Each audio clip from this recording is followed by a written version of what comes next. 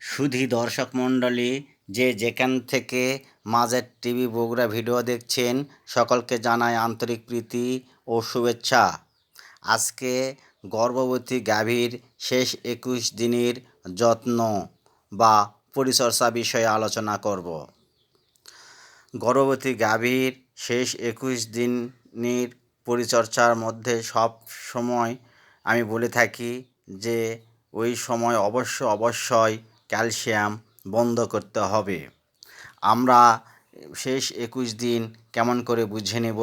বীজ দেওয়ার থেকে শুরু করে 280 দিন +-10 এই হিসাবে আমরা লাস্ট 21 দিন বের করব।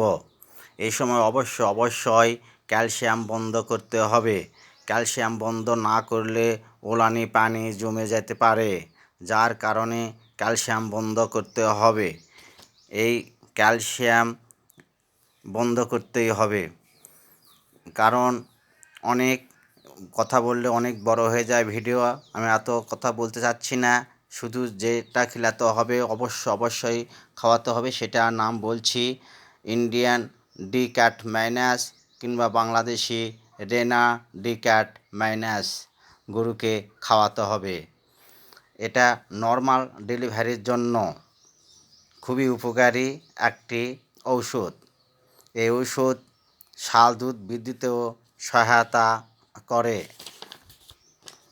গরুর শুধু ঔষধ খাওয়ালেই হবে না, গরুর পরিচর্যার কোনো প্রকার গাফিলতি করা যাবে না। গাভীকে অবশ্যই গাভীর মুখের সামনে সাদা বিশুদ্ধ পানি রাখতে হবে। ঘাস ও শুকনা খড় এই সময় বেশি খাওয়াতে হবে। বাছুরের বডি স্ট্রং করার জন্য মেগা ফ্যাট বা বার্গা ফ্যাট খাওয়ানো যেতে পারে। এই সময় অবশ্যই আপনাদের গাভীর প্রতি যত্ন দিতে হবে।